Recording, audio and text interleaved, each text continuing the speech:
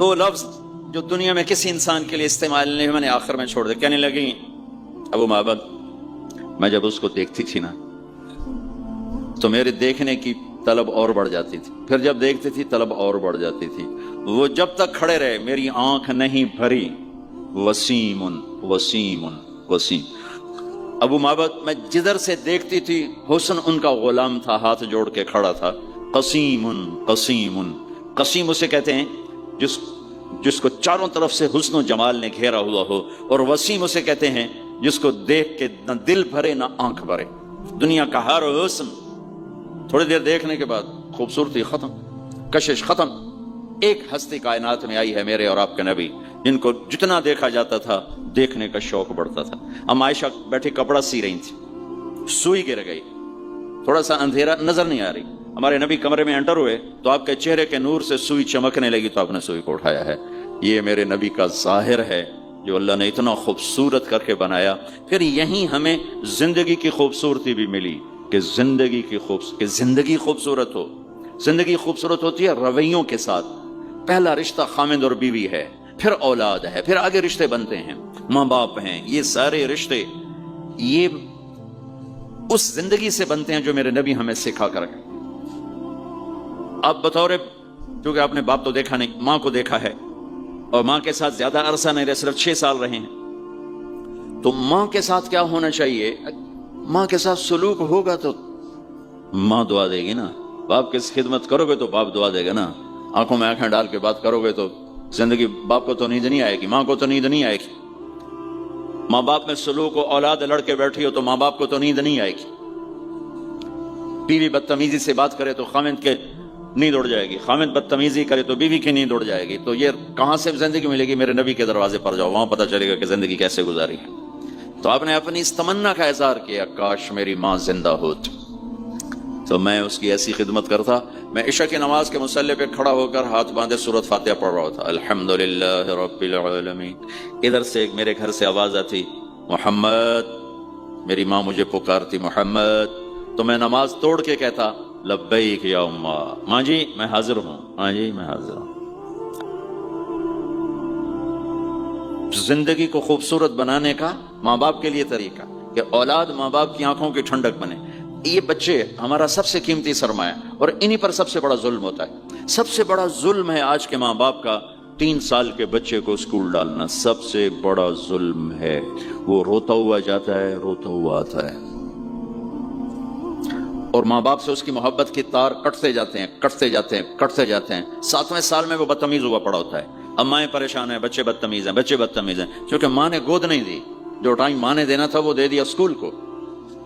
اور ہمارے اسکول کاروباری ادارے ہیں، علمی ادارے نہیں ہیں، کاروباری ادارے ہیں. میرے ملک کا یہ روگ ہے کہ یہاں کا وکیل بھی کاروباری ہے، یہاں کا ڈاکٹر بھی تاجر ہے، یہاں کا وکیل بھی تاجر ہے، یہاں کا جج بھی بک جاتا ہے، اور یہاں کا اسکول اور کالج بھی کاروبار ہے. 3 سال کا بچہ جب ماں باپ سے دور ہوتا ہے، روتا ہوا جاتا ہے، روتا ہوا تھا، تو وہ ماں باپ سے دور ہو جاتا ہے. اس کے اندر نفرت پیدا ہونی شروع ہو جاتی ہے. سر اٹھا جو ہی وہ سر نکالتا ہے تو وہ ماں باپ کا نافرمان ہو جاتا ہے، بدتمیزی کرتا ہے، لڑتا ہے، جھگڑتا ہے، کیونکہ ماں اور باپ نے ٹائم نہیں دیا. اور پھر اس موبائل نے ہماری زندگی، گھر کی زندگی تباہ کر دی ہے کہ بچہ آ کر ماں سے بات کرتا ہے، ماں موبائل کو دیکھ کے بچے سے بات کر رہی ہوتی ہے. وہ باپ سے بات کرتا ہے، وہ اپنے موبائل میں، اور بچے سے بات کرتا ہے. یہ اس بچے کی عزت کو ذبح کر دینے والی بات. آنکھ سے آنکھ ملانا عزت دینا ہے. میرے نبی پاک صلی اللہ تعالی علیہ وسلم کی طرف جب کوئی جب کوئی آپ کو بلاتا نا یا رسول اللہ آپ سے، تو مثلا یہ ہماری مجلس ہے، ادھر بھی لوگ ہیں، ادھر بھی لوگ ہیں. اب مجھے کوئی ادھر سے بلائے تو میری تو اتنی گردن مڑے گی، کوئی ادھر سے بلائے میری اتنی گردن مڑے گی. لیکن میرے نبی پاک صلی اللہ علیہ وسلم کو ادھر سے جب کوئی آواز دیتا یا رسول اللہ، اب یوں نہیں کرتے تھے ہاں جی 200 کی گل ہے، اب پورا یوں کرتے تھے. بولو میرے بھائی کیا بات، سبحان اللہ، اللہ اکبر. آپ کو ادھر سے کوئی بلاتا یا رسول اللہ، تب ایسے نہیں کرتے تھے ہاں جی بولو. اب پورا ایسے مڑ کر پھر فرماتے جی فرمائیے کیا بات. اب عام لوگوں کے ساتھ یہ فرماتے تھے، ہم تو اپنی اولاد کے ساتھ یہ نہیں کرتے، بیوی خامند کے ساتھ یہ نہیں کرتے، خامند بیوی کے ساتھ یہ نہیں کرتے. تو وہ ایک گیپ پیدا ہو جاتا ہے، ایک فاصلہ پیدا ہو جاتا ہے۔ تو میرے نبی نے بتایا کہ ماں باپ کے ساتھ کیا کرنا ہے، کہ میری ماں ہوتی تو میں نماز ہی توڑ دیتا اس کے لیے۔ حج کا سفر 70,000 کا مجمع تقریباً جمع ہو چکا ہے ابوا پہنچتے پہنچتے، اور آپ ایک دم اونٹنی کا رخ موڑ پہاڑوں میں چلے گئے۔ میری زندگی سفروں میں گزری ہے، ان میں خوبصورت ترین سفر میرا وہ ہے جو میں نے حضرت اماں آمنہ کی قبر پہ حاضری تھی، پہاڑوں کے اندر۔ آپ اندر تشریف لے گئے، مجمع بھی ساتھ ہو گیا، کدھر جا رہے ہیں؟ اونٹنی کو بٹھایا، پہاڑ ہے کچھ 40-50 فٹ اونچا، اس کے اوپر قدرتی ایسے ایک پلین بنا ہوا ہے جیسے اللہ نے پہلے ہی سے سنبھال کے رکھا ہوا تھا۔ اب تو انہوں نے قبر کا نشان مٹا دیا ہے۔ تو ماں کی قبر کے سرہانے تشریف لے گئے اور گھٹنے اٹھائے، ہاتھ یہاں رکھے اور سر گھٹنوں میں دیا ایسے۔ یہ پوزیشن ہے چھوٹے بچے کے رونے کی، جب وہ رونا چاہتا ہے تو پھر اپنے پاؤں اٹھا کر یوں کر دے۔ پھر اس کے بعد آپ ایک معصوم بچے کی طرح روئے، اور اتنا روئے کہ آپ کی ساری داڑھی آنسوں سے تر ہو گیا، آپ کا احرام تر ہو گیا، اور اپریل کی دھوپ تھی۔ اور آپ نے فرمایا میں آج رات یہیں قیام کروں گا۔ میں وہاں گیا ہوں، وہاں 2 آدمی نہیں ٹھہر سکتے۔ میرے نبی نے کہا میں یہیں ٹھہروں گا۔ آگے کوئی 6-7 میل دور انتظام تھا حاجیوں کے اس قافلے کے ٹھہرنے کا، کچھ لوگ چلے گئے ہوں گے، لیکن آپ نے وہ رات اپنی ماں کے سرہانے گزاری۔ اور میں جب وہاں پہنچا تو مجھے چونکہ سیرت پڑھی تھی تو مجھے چشم تصور میں وہ نظر آ رہا تھا، حضرت آمنہ کی عمر صرف 25 برس تھی، اور ہارٹ اٹیک ہوا اچانک، بولا نہیں جا رہا، اور اللہ کے نبی ماں کو دیکھ کے گھبرا رہے ہیں کہ کیا ہوا، 6 سال کا بچہ پہلی موت دیکھ رہا ہے، وہ بھی ماں کی۔ تو مجھے ہارٹ اٹیک ہوا تو بولا نہیں جاتا، بلا رہے ہیں بولا نہیں جا رہا، آواز نہیں نکل رہی، تو بلا رہے ہیں ام ایمن بھی ساتھ ہے، آواز نہیں نکل رہی، لیکن بجھنے سے پہلے شمع کے جو بھڑکتی ہے 2 لفظ بولے، کل حی میت و کل جدید بال وقد ولدت طہرا۔ میرے بچے، ہر جوانی ڈھلتی ہے اور ہر زندگی موت کا نوالا بنتی ہے، مجھے لگتا ہے میرا وقت آ گیا ہے، لیکن میں ایک ایسے بچے کو چھوڑ کے جا رہی ہوں جو ساری دنیا کو پاک کر دے گا، پاکیزہ چھوڑ کے جا رہے ہیں۔ تو پتھروں میں ہی دبایا، کوئی کھودنے کا تو انتظام ہی نہیں تھا۔ جب پہاڑ سے نیچے اترے تو اللہ کے نبی نے ایک دم ہاتھ چھڑایا، دوڑ لگائی اور پھر پہاڑ پہ چڑھ گئے۔ تو ام ایمن آپ کی ماں ہے، دودھ پلا، 8 عورتوں نے میرے نبی کو دودھ پلا، ان میں ام ایمن بھی۔ وہ جب پیچھے گئیں تو ایسا منظر تھا جس کو دیکھ کر شاید زمین بھی رو رہی ہوگی اور آسمان بھی اور ابوا کے پہاڑ بھی۔ آپ ماں کی قبر پر ایسے لپٹ گئے، اپنے سینے کو پتھروں کے ساتھ اور یوں دونوں ہاتھوں سے پتھر لیے ہوئے تھے۔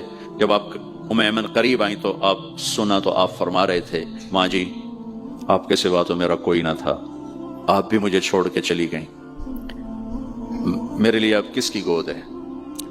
تو ام ایمن رضی اللہ عنہ نے اٹھانا چاہ کے، بیٹا اٹھو، تو آپ نے انکار کر دیا۔ تو میں نے کھینچ کے نیچے لائیں اور زبردستی لائیں اور اونٹنی پر بٹھایا، اور آگے 2 راتوں کا سفر تھا، وہ سب میرے نبی کے خاموش آنسوؤں سے آپ کا گریبان تر ہوتا گیا۔ اور آگے نہ کوئی خالہ ہے، نہ کوئی اور آسرا ہے، نہ باپ ہے، باپ اور ماں ہی بڑا سہارا ہوتے۔ دادا نے کفالت میں لیا، 8 سال کی عمر میں ان کا بھی اللہ ان کو بھی اپنے پاس بلا لیا۔ تو وہ سارا منظر میرے سامنے گھوم رہا تھا، اوپر سے سورج ڈوبنے والا تھا، تو عجیب کیفیات تھے، وہ میں بیان نہیں کر سکتا ہوں۔ کہ اللہ کی قسم، اگر آپ اور میں زندگی کو خوبصورت بنانا چاہتے ہیں تو اپنے نبی کی زندگی کو سیکھنا ہوگا، ان بچوں کو سکھانا ہوگا۔ ہم نے کوئی کاروباری کام نہیں کیا کہ ہمیں سے کوئی کاروبار کر رہے ہیں، کوئی پیسہ کما رہے ہیں، حاشا وکلا حاشا وکل۔ ہماری یہ نسل، ان کے ساتھ کاروبار کر رہا ہوں کہ یہ پروان چڑھیں اپنے نبی کی محبت کے ساتھ، یہ پروان چڑھیں اپنے حبیب کے نقش قدم پر چلنے کے ساتھ۔ ان کے اندر اللہ اس کے نبی کی محبت، ہر بچے بچی کے اندر اللہ نے اپنے اور اپنے حبیب کی چپ ڈال دی، اس کو نکالا نہیں جا سکتا۔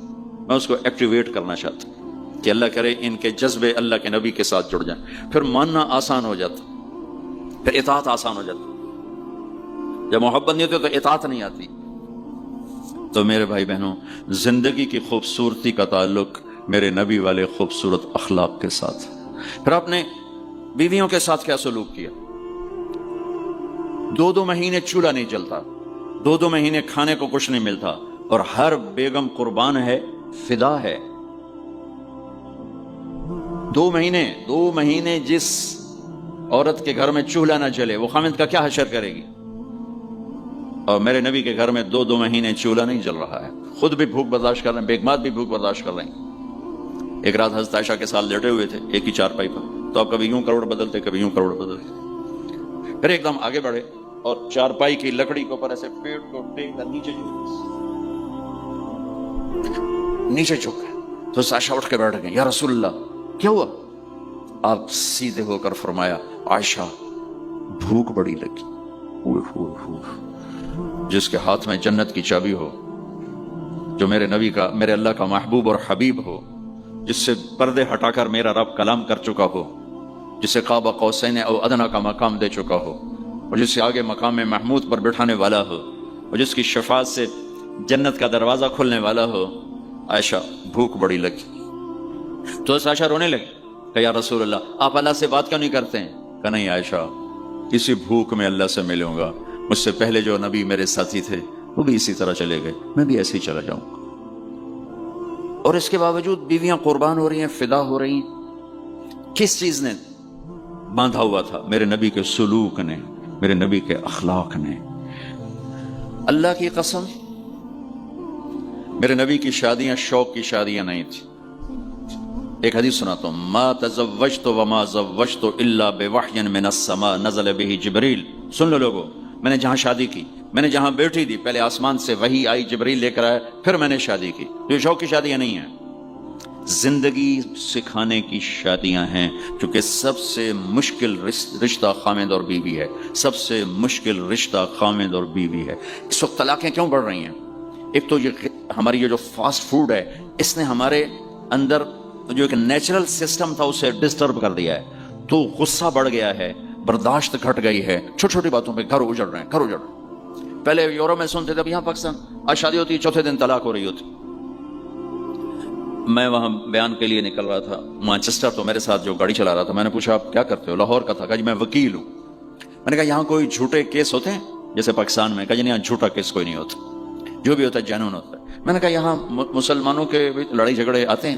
کہا جی ہاں جی آتے ہیں۔ میں نے کہا سب سے زیادہ کیا جھگڑے آتے ہیں؟ کہا جی سب سے زیادہ طلاق کے آتے ہیں۔ طلاق طلاق طلاق طلاق کہ نہیں سیکھا، زندگی برداشت کا نام ہے، برداشت کرنا سیکھا نہیں۔ میرے نبی نے 11 شادیاں کی، ہر قسم کی عورت کے ساتھ شادی کی، خاندان کے اندر، برادری کے اندر، اور خاندان برادری سے باہر۔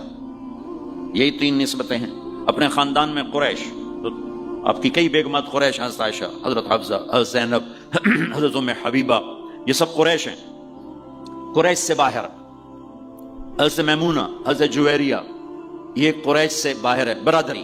پھر برادری سے بھی باہر شادی کی، یہود، حضرت صفیہ یہودی کی بیٹی ہیں، ان کے ساتھ شادی کی۔ ہر نسل سے شادی کی، اوپر والے کا نظام ہے۔ اپنے سے مالدار حضرت خدیجہ، اپنے برابر ام سلمہ، ام حبیبہ، اپنے سے کم فخر میں جویریہ، صفیہ، اپنے سے غربت کے ساتھ نہیں۔ عمر سے بڑی کے ساتھ شادی کی حضرت خدیجہ، ہم عمر کے ساتھ شادی کی حضرت سودا، عمر سے کم سے شادی کی حضرت عائشہ، بیوہ سے شادی کی حضرت خدیجہ، مطلقہ سے شادی کی حضرت زینب، کماری سے شادی کی حضرت عائشہ۔ جتنی بھی نسبتیں کسی عورت کی بن سکتی ہیں، ان سب میں اللہ نے آپ کو استعمال کر کے زندگی گزارنے کا طریقہ سکھایا۔ تیز مزاج کے ساتھ شادی کی حضرت حفصہ رضی اللہ تعالیٰ عنہ، مزاج میں تیزی تھی۔ حضرت عمر رضی اللہ تعالیٰ عنہ کی بیٹی، مزاج میں شدت تھی، زندگی گزار کے دکھایا۔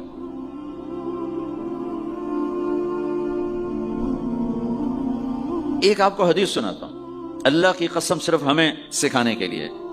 جس ہستی نے اللہ کو آنکھوں سے دیکھ لیا ہو، اس کے لیے عورت کیا چیز ہے، دنیا کیا چیز۔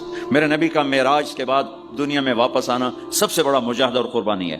جنت میں اللہ ہمیں نصیب کر، جب اللہ کا دیدار ہوگا تو اس کے بعد اللہ کی قسم جنت والوں کو جنت بھول جائے، عورتوں کو خامد بھول جائیں گے، خامدوں کو بیویاں بھول جائیں گی، اور جنت کی ہر نعمت بھول جائے گی، صرف اللہ کو دیکھنے میں گم ہو جائیں گے۔ اور میرے نبی اپنی آنکھوں سے اللہ کو دیکھ کر آئے ہیں، ٹھیک ہو گیا۔ اب ایک حدیث سنو، عائشہ مجھے جب سے پتہ چلا ہے نا کہ تو جنت میں میری بیوی ہے، تو میرے لیے تو مرنا ہی آسان ہو گیا ہے۔ اللہ اکبر. یا عائش انہ لیہون علی ان اریتک زوجتی فی الجنہ. میرے رب کی قسم ہمیں آپ کو سمجھانے کے لیے, ہمیں آپ کو بتانے. عائشہ مجھے جب سے پتا چلا ہے نا کہ تو جنت میں میری بیوی ہے, مجھے تو مرنا اچھا لگنے لگا ہے, مجھے تو مرنا اچھا لگنے لگا ہے کہ تو جنت میں میری بیوی ہے. سبحان اللہ. ادھر اچھا جی جنت چی لبنی ہے جی, یہ جنت جا کے بھی یہ نالی رانا ہے, یہاں یہ باتیں سننے کو ملتی. اور میرا نبی کہہ رہا ہے عائشہ مجھے پتا چلا ہے کہ تو جنت میں میری بیوی ہے تو میرے لیے تو مرنا ہی آسان ہو گیا. سبحان اللہ, کیا خوبصورت, اللہ کی قسم یہ دلداری تھی.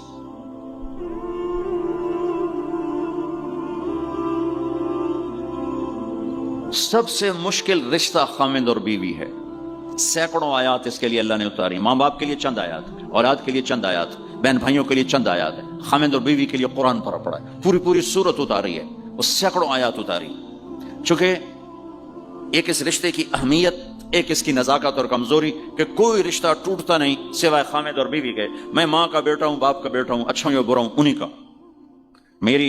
میرا نسب میری نافرمانی سے بدل نہیں سکتا. میں اللہ بخش کا بیٹا ہوں, میرا یہ نسب بدل نہیں سکتا, اچھا ہوں یا برا ہوں. اللہ ان کی قبر روشن کرے. خامد اور بیوی کا رشتہ ایک بول پہ ٹوٹ جاتا ہے, ایک بول پہ ٹوٹ جاتا ہے. اس لیے اس کو بچانے کے لیے آیات آیات آیات. اور میرے نبی کی شادیاں کہ کس طرح ایک گھر کو لے کے چلتے ہیں, کس طرح ہر مزاج کی عورت کے ساتھ سلوک کرتے ہیں. جہاد کا سفر, کاروباری سفر نہیں میرے نبی کا. اور چلنے لگے, اعلان ہوا کوچ کرو, سب نے سواریاں کس لیں, سامان کس لیا, یوں چلنے کا حکم ہو رہا ہے. اور حضرت عائشہ رضی اللہ نے اپنا یوں دیکھا, اونٹنی پہ بیٹھ گئی تھی. ہار کوئی نہیں. یا رسول اللہ میرا تو ہار کوئی نہیں, میرا ہار گم ہو گیا ہے, میرا ہار تلاش کریں, ہم پھر چلیں گے. تو میرے نبی کہتے تو بڑی آئی نواب زادی, میں جہاد تے بہ جانا, تینوں ہار دی پائے گی, چل اگو لگ. میرے نبی نے کہا چلو بھائی عائشہ کا ہار تلاش کرو. اللہ کی قسم میں جب یہ واقعات پڑھتا ہوں یا سناتا ہوں میں خود حیرت میں ڈوبا ہوتا ہوں کہ کیا کر دیا میرے نبی نے. جہاد کا سفر, اور میرے نبی کا ہار تلاش کرو بھائی, اب سارے ہار تلاش کر لیں. کچھ دن چھپ گیا, ہار کی تلاش تو بند ہو گئی اور سفر بھی بند, چونکہ اندھیرے میں کہاں جائیں گے. اور آپ کے ماتھے پہ شکن, عائشہ تیری وجہ سے ساری مصیبت ہے, اللہ دے بندی تو ہار دے مگر پہ گئی, کیڑی گل ہے ہار دی. ایک لفظ نہیں فرما. سارے قافلے نے قیام کیا. عشاء تک تو پانی تھا وضو کا, پانی ختم ہو گیا. عشاء مغرب عشاء پڑی کٹھی تو پانی ختم ہو گیا. اب پانی ختم ہو گیا تو فجر کی نماز آ رہی ہے, پانی کوئی نہیں ہے. تو سارے صحابہ نے ابو بکر پہ چڑھائی کی. ایک ہے تیری دید مگر ساڑے نال کی بنی, ہوں اسی نماز کی میں پڑھنی ہے, پانی تو ہے نہیں, تو وضو کی میں کرنا ہے. اب ابو بکر کو غصہ چڑھا, ایک دم, وہ تو باپ تھے, وہ گھس گئے خیمے میں. آگے دیکھا تو اللہ کے نبی اما عائشہ کی گود میں سر رکھ کے سوئے ہوئے تھے, اور اما جی ایسے بیٹھی تھی, آپ کو سارا دیکھ رہی ہوں. اب بولیں تو خطرہ ہے آنکھ کھل جائے گی, اور غصہ بھی چڑھا ہوا ہے, باپ بھی ہیں, تو اب مجھے دیکھو کیا کر رہے تھے.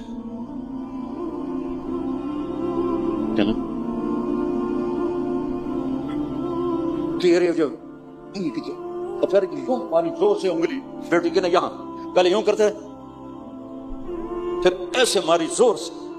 وہ کہنے کہ میں ایسے سخت ہو گئی تاکہ میں ایسے نہ ہوں کہ اگر میں تھوڑا حرکت کی تو اللہ کے نبی کی آنکھ کھل جائے گی, تو ماری گا ٹھا ٹھا ٹھا, وہ منہ سے کہہ رہے, اور وہ ایسا کر کے بیٹھی چمک, غصے میں باہر چلے. اب آپ کی آنکھ کھلی فجر پر, تو عائشہ نے کہا یا رسول اللہ وہ تو باہر تو بڑا مسئلہ ہو گیا ہے, پانی کوئی نہیں ہے اور نماز کا وقت ہو گیا ہے, وضو کیسے کریں. سبحان اللہ, اللہ نے قانون بدل دیا.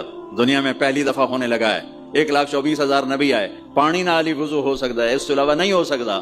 میرے اللہ نے قرآن اتارا فَإِن لَّمْ تَجِدُوا مَاءً فَتَيَمَّمُوا صَعِيدًا طَيِّبًا فَامْسَحُوا بِوُجُوهِكُمْ وَأَيْدِيكُمْ مِنْهُ. اچھا میرے بندو پانی مک گیا, چلو مٹی چاہتے منہ تے مارو, تے دوئی چاہتے ہتھاں تے مارو, تے تمہارا وضو ہو گیا, چلو تیمم کرو اور نماز پڑھو. اب وہ جو سارے ابو بکر پہ غصے ہو رہے تھے, عائشہ کہنے کہ واہ ابو بکر بھائی تیرے تو فعل کی کم بن گیا, تیری دھی دے تو فعل کی کم بن گیا. تو اسید بن حذیر پہلے ذرا زیادہ گرم ہوئے تھے, تو وہی ابو بکر تیرے گھر کی یہ پہلی برکت نہیں ہے, پہلے بھی بہت شمار برکتیں تیرے گھر کی تو فعل امت کو ملی ہیں, تو اللہ نے تیمم کی آیت اتار دی. حضرت عائشہ کو ڈانٹ پلانے کی آیت نہیں آئی کہ میرے نبی تیری بیگم کے ہار کی وجہ سے میرے دین کا کام رک گیا اور میرے بندوں کی نماز خراب ہو گئی اور ان کو پانی سے محروم ہونا پڑا. میں قربان جاؤں اپنے رب پر، اپنے حبیب پر، اس ماں عائشہ پر. دنیا کی واحد عورت ہے جس کے سینے پر سر رکھ کر کسی نبی نے جان دی ہو. 1,24,000 نبیوں میں سے کوئی نہیں ہے جس کا سر بیگم کے سینے اور ٹھوڑی کے درمیان ہو اور اس کی جان اللہ نے نکالی ہو. واحد میرے آپ کے مات فی سحری و نحری، سحری و نحری، سحری و کہ میرے چونکہ آپ ایسے بیٹھے تھی اور حبیب پاک آپ کے سینے پر یوں دراز سے نیم دراز اس طرح اور آپ کا سر مبارک ٹھوڑی کے ساتھ لگ رہا تھا، ٹھوڑی کے ساتھ یہ جگہ یہاں لگ رہی تھی اور باقی یہاں تھی آپ اس طرح. اور واحد خاتون ہے جن کا حجرہ کسی نبی کی آرام گاہ بنا، ابدی آرام گاہ بنا. واحد اما عائشہ ہیں جن کے حجرے کو اللہ نے کسی نبی کے آرام گاہ بنایا. اور یہ واحد حجرہ ہے جہاں 70,000 فرشتہ صبح آ کے درود و سلام پڑھتا ہے اور شام تک پڑھتا ہے اور شام کو 70,000 نیا آتا ہے اور صبح تک درود و سلام پڑھتا ہے اور واپس چلا جاتا ہے. کائنات اللہ جب مسلمان دنیا سے مٹ جائیں گے، مسجد نبوی مٹ جائے گی، بیت اللہ مٹ جائے گا، مدینے کی ایک اینٹ باقی نہیں بچے گی. مکہ کتنے بڑی بڑی بلڈنگیں، ایک اینٹ باقی نہیں بچے گی. اور وہاں سے گزرتے ہوئے لوگ کہیں گے لگتا ہے اتنے کدی آبادی ہوئے گی، ایتھے لگتا ہے کدی آبادی ہوئے گی. یہ زبانوں پہ ہوگا. جب سارے نشان مٹ جائیں گے اس وقت بھی 70,000 فرشتہ آ کے درود و سلام صبح سے شام تک پڑھے گا اور شام سے صبح تک پڑھے گا. یہ واحد میں خاتون ہیں عائشہ بنت ابی بکر جن کو اللہ نے یہ عزت بخشی. اور یہ واحد خاتون ہیں جب ان کے اوپر تہمت لگی، حضرت یوسف علیہ السلام پہ تہمت لگی تو بچے نے گواہی دی، حضرت مریم پہ تہمت لگی بیٹے نے گواہی دی، اور اما عائشہ پہ تہمت لگی تو اللہ نے گواہی دی. میں گواہ ہوں، اللہ گواہ بن کے آئے. تو اللہ نے کہا تیمم کرو. بھائی سارے خوش ہو گئے، سارے خوش ہو گئے. تو حضرت عائشہ نے کہا یا رسول اللہ اب میرا ہار چھوڑ دیں، اب چلیں. تب آپ نے کہا چلو بھائی کوچ کرو. اس سے زیادہ کوئی دلداری کا واقعہ پیش کر سکتا ہے؟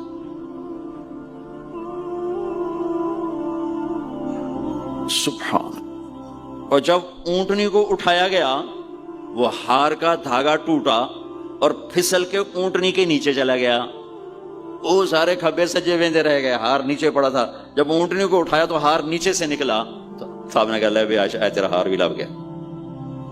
یہ دلداری ہے میرے نبی کی، یہ ہمیں سکھایا. کہیں عورتوں کی بدتمیزی بھی انتہا کو پہنچی ہوتی ہے اور اپنے گھر اجاڑ دیتی ہیں اپنی زبان کی شدت کی وجہ سے، اپنی بد اخلاقی کی وجہ سے. لیکن کوئی زیادہ معاملہ مردوں کی طرف سے خراب ہوتا ہے تو شریعت نے بھی اس کو زیادہ بیان کیا اور میرے نبی نے بھی اس کو اجاگر کیا. اور میرے نبی کی آخری تقریر، آخری خطبہ حجۃ الوداع کا صرف ایک رشتے کو بیان کیا، صرف ایک رشتے کو بیان. ہم کتنے رشتوں میں جکڑے ہوئے ہیں، ماں باپ بہن بھائی چاچا تایا خالہ خالو دادا دادی نانا نانی ساس بہو، کتنے ہم رشتوں میں جکڑے ہوئے ہیں. میرے نبی نے صرف ایک رشتے کا حق بیان کیا، استوصوا بالنساء خیرا. میں تمہیں تمہاری بیویوں کے بارے میں وصیت کر رہا ہوں ان کے ساتھ اچھا سلوک کرنا. صرف ایک رشتے کو بیان فرمایا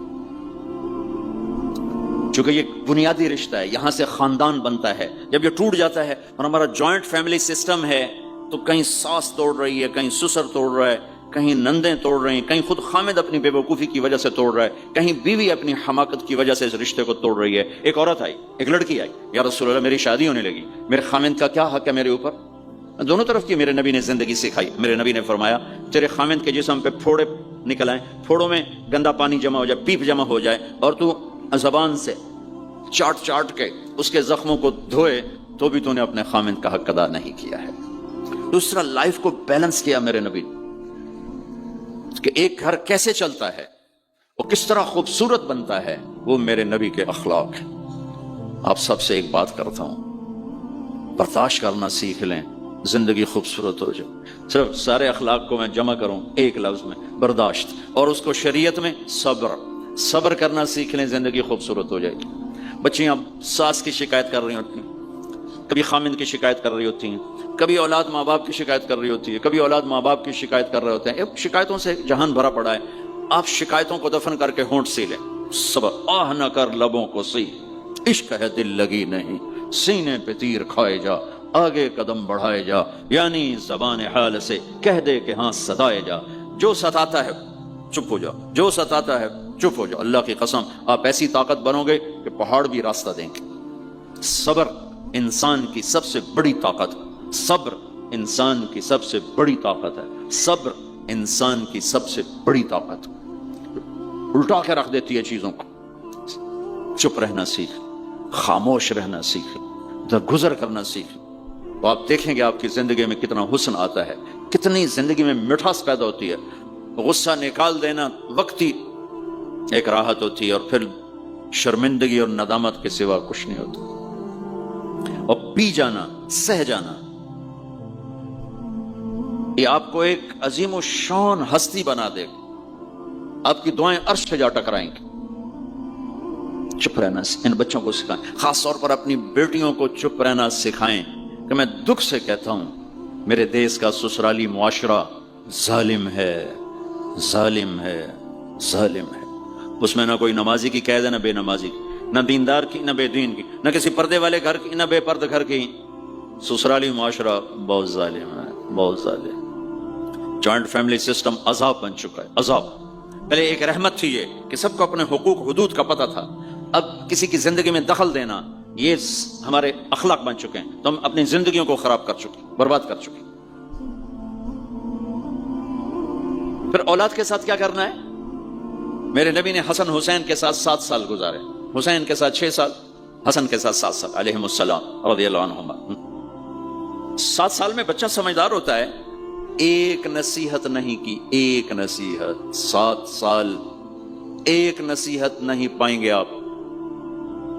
اتنے بڑے نبی، اتنا بڑا انسانیت کا بوجھ، اور روزانہ ٹائم نکال کے بچوں کے پاس آ کر بیٹھتے تھے، ان کے ساتھ کھیلتے تھے، کشتی کرتے تھے، اور بھائیوں کو لائن میں کھڑا کر دیتے تھے. تو حضرت جعفر جوانی میں شہید ہو گئے، ان کے بچوں کو عون، عبداللہ، محمد، ان کے 3 بیٹے تھے، ان کو بھی بلا لیتے اور ایسے ان کو لائن میں کھڑا کر کے پھر ایسے بائیں پھیلا، ہاں بھائی آؤ بھائی مجھے پکڑو، کون ہے جو مجھے پہلے ہاتھ لگائے گا، کون ہے جو مجھے پہلے ہاتھ لگائے گا.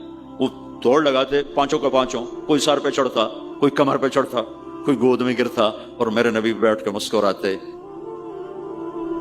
ایک مجھے بات یاد ہے، صرف ایک یاد، کہ حضرت امام حسن رضی اللہ تعالیٰ عنہ علیہ السلام، انہوں نے صدقے کی کھجور اٹھائی اور منہ میں ڈالی. صدقے کا آیا تھا مال، تو ایک کھجور اٹھا کے منہ میں، تو ہم کہا بخ بخ بخ، تو آپ نے منہ میں نا انگلی ڈال کے کھجور نکال لی کہ بیٹا ہمارے گھر پہ صدقہ جائز نہیں ہے، اس کو پھینک دو. بس یہ ایک بات مجھے اپنے نبی کی زندگی میں ملتی ہے. ٹائم دیا، محبت دی. کمال کی بات ہے نہیں، اتنی بڑی ہستی ہو اور بچوں کے لیے گھوڑا بنے کھڑے، آؤ بھائی آؤ، دونوں ہاتھ بھی ٹیک دیے، گھٹنے بھی ٹیک دیے، آؤ بھائی میری کمر پہ چڑھ جاؤ. ان کو کمر پہ چڑھایا اور پورے کمرے میں چکر لگا رہے ہیں، چکر لگا رہے ہیں. اور پھر ان سے کہہ رہے ہیں تمہارا اونٹ کیسا؟ اونٹ متیا سواری کو کہتے ہیں، لیکن عام طور پر متیا عربی میں اونٹ کے لیے بولا جاتا. تو پوچھتے بچوں تمہاری سواری کیسی ہے؟ پھر دونوں بھائیوں کو اتار دیتے اور نواسی حضرت زینب ان کو اٹھاتے اور اپنی کمر پہ بٹھا کر کمرے میں چکر لگا رہے ہیں، چکر لگا رہے ہیں، چکر لگا رہے ہیں. یہ مائیں روز پھکی گلو دیا، ایدو تھپڑ، ایدو تھپڑ، ایدو تھپڑ، ایدو تھپڑ.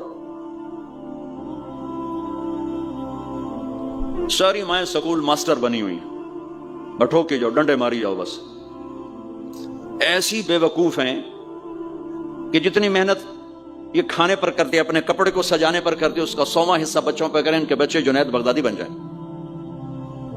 ایک سکول کے حوالے کیا 3 سال کی عمر.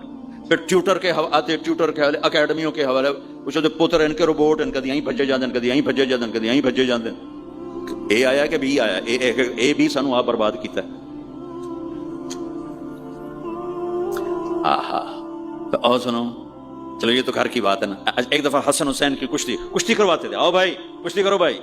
ایک دن کا واقعہ نہیں، یہ آئے دن کا واقعہ. لیکن ایک واقعہ کہ حسن حسین کی کشتی ہو رہی. حسین چھوٹے تھے، حسن بڑے تھے، تو حسن دبا رہے ہوں گے حسین کو، تو آپ حضرت حسین کو شاباش شاباش حسین، ای ہے حسین، ای حسین، حسین زور لا، حسین زور لا، شاباش شاباش. اما بول پڑی فاطمہ جنت کی سردار، یا رسول اللہ آپ ساری شاباش حسین کو دیے جا رہے ہیں، حسن کو نہیں دے رہے. آپ نے کہا فاطمہ یہ جبریل میرے پاس کھڑا ہوا ہے, یہ بھی حسین کو شاباش دے رہا ہے, تو اس کے پیچھے میں بھی حسین کو شاباش دے رہا.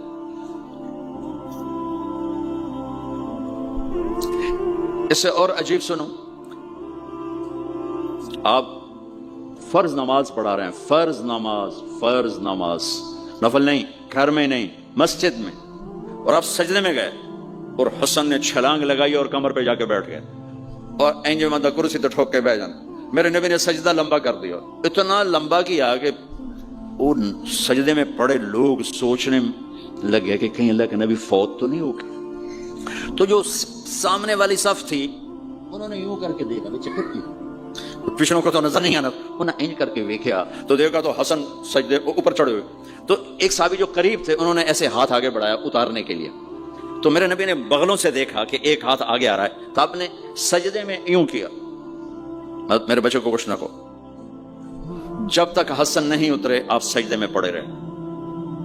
اور ایک اور تماشا ہوتا تھا, چونکہ اب نماز لمبی پڑھاتے تھے, لمبی ہوتی تھی نماز, تو آپ ذرا پاؤں کا فاصلہ ہے تو حسن ادھر بیٹھتے, حسین ادھر بیٹھتے. نماز میں میرے رب کی قسم سنا رہا ہوں, اب یہ دونوں کی آپس میں نا وہ شروع ہو جاتی, وہ ادھر وہ ادھر.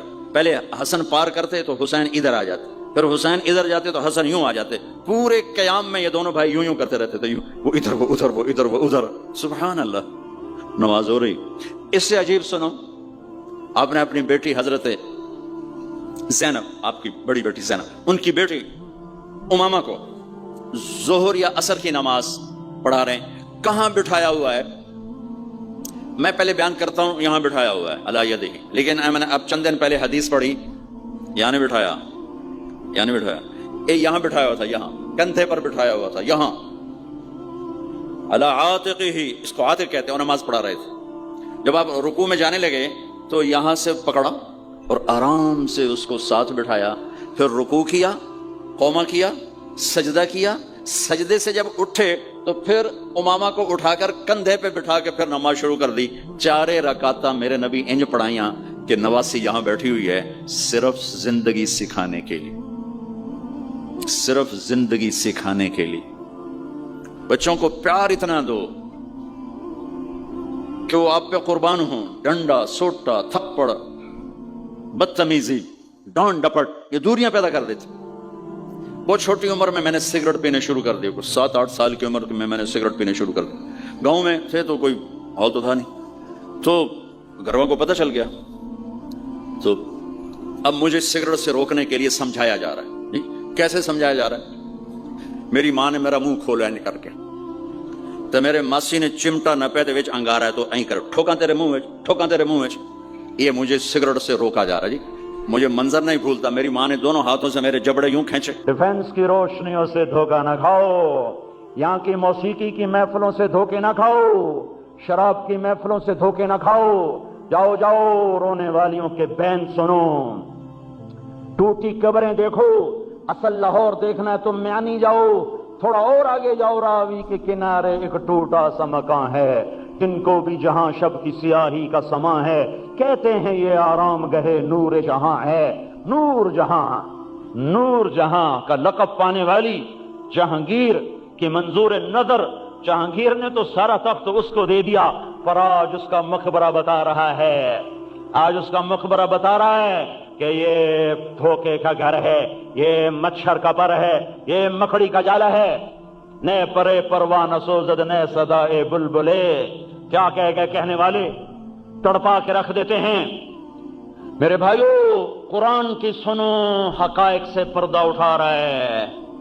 حقیقت, مولوی صاحب آپ کیا جانیں حقیقت کیا ہوتی ہے؟ میں بھی نہیں جانتا ہوں اللہ کی قسم حقیقت کیا ہوتی ہے, اور آپ بھی نہیں جانتے ہو میرے رب کی قسم حقیقت کیا ہے. آؤ ہم دونوں قرآن سے پوچھتے ہیں حقیقت کیا ہے. نہ میری سنو نہ اپنی, نہ کسی دانشور کی, نہ فلسفی کی, نہ سائنسدان کی, نہ کسی